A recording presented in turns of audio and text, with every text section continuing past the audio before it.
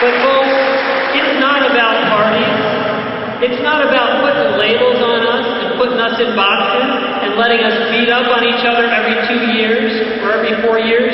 It is about coming together as free Americans to celebrate the unity that comes from a government that respects the rules. And I can think of no higher honor than I have here today to introduce our true statesman, Dr. and Representative, Presidential Candidate, Ron Paul.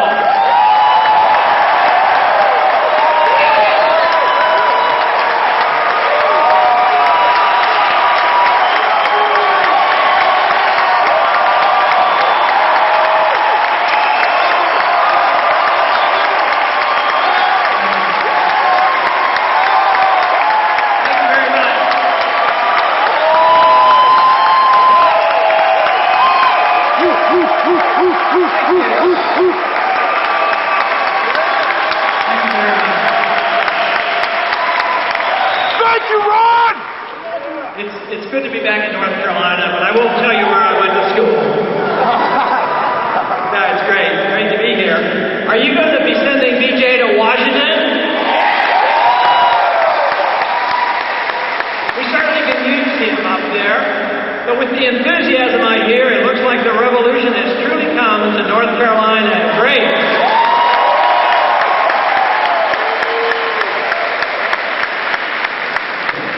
The most common question I've been asked so often these last few weeks is, what are you doing in the race? I said, well, it looks like the race has only begun. Yeah. I was, on my way over here, we stopped in the interview for tonight's show on Wolf Blitzer, and he did an interview regarding that new little book out called The Revolution and Manifesto.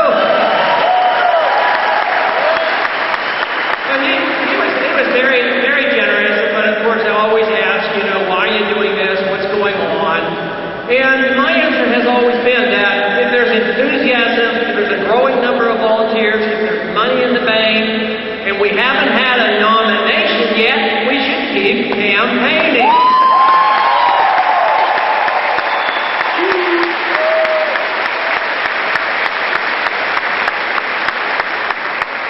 So hopefully we will be sending a very strong message next Tuesday out of this state to show that there's a lot of people who still care about the rule of law and care about our Constitution.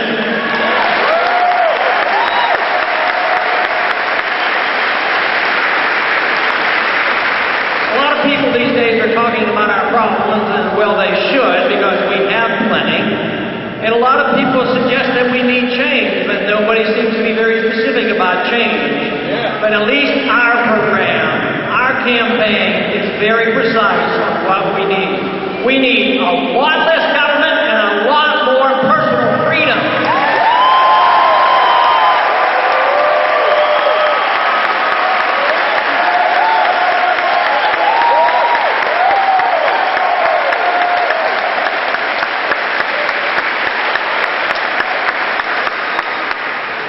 And we also need sound money, a lot less taxes, and we don't need the IRS.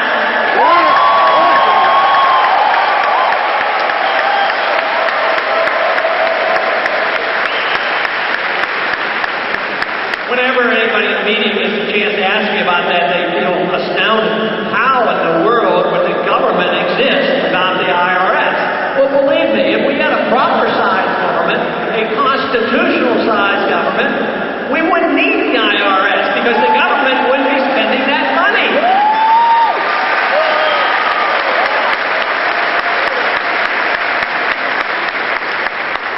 Even today, if we didn't have any income tax, the government would still be collecting as much money as they collected 10 years ago. And if you look back, government was way too big 10 years ago. So we just need to ask a very important question. And the younger generation, you who are just moving into the workforce, you who are in school, will have to answer this question. There will be no choice in the matter. And the question that has to be asked is, what should the role of government be? And more precisely, what should the role of government be in a free society? And the founders asked that question. They did not like So they revolted, they had a revolution, and then they wrote a constitution, and they had a prescribed role for the government. And the Constitution was written for one single purpose. That was not only to preserve liberty, but it was written to restrain the government, not the people.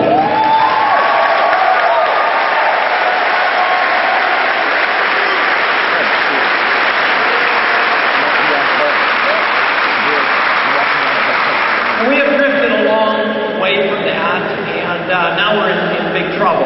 About 16 months ago, a group of my close friends came to me and asked me whether or not I would run for the presidency, and I explained to them why I should not. And the main reason why I did not believe I should was that we need more time, we need more education, more understanding. The young people need to be energized, they need to be introduced to these ideas. And I don't know how many people are left in the remnant, those who knew and understood and believed in the greatness of America and why we had a great country. So I was a pessimist. Nevertheless, I relinquished and decided to run, but the event that probably convinced me that I ought to speak out was not so much that I knew the answer to those questions as I knew that we needed to get the message out from conservative, Republican, constitutional, limited government attitudes, and that is, we don't need a foreign policy of interventionism and perpetual war. We need a lot less of that.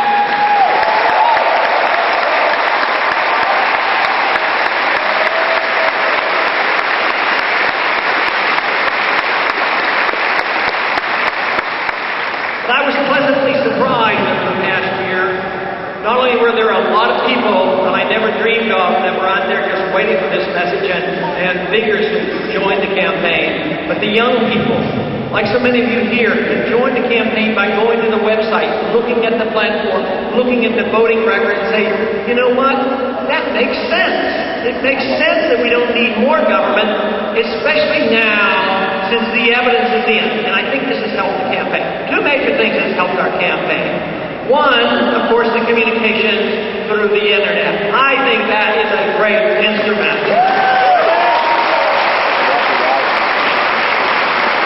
But the other thing is now, the conclusion that so many have come to is that government, and in particular our government in the last decade, has not been working very well. And also that we have spent so far beyond our means that now we're starting to pay the bills. Sure, we still have a lot of prosperity. We have a lot of cars we're driving around, and on the surface there's a lot of prosperity. But the truth is sinking in, because most people realize that the country, the corporations, the individuals appear to be prosperous because we borrow too much. We are indebted now to the rest of the world to almost $3 trillion. Our national debt is almost $10 trillion, but that's nothing compared to the obligation that we all share in the entitlement system, which is over $70 trillion. And I think the young people have figured it out. I think they've learned their arithmetic, and they know it just doesn't add up, and they are concerned. So when I offer an answer and a solution to this, and a way to work our way out of this by changing our foreign policy, at the same time giving the young people at least a chance to get out of the system. For instance, there is no way that this Social Security Medicare system can be financed. So what I think the young people deserve is a chance to get out of the system and take care of yourselves.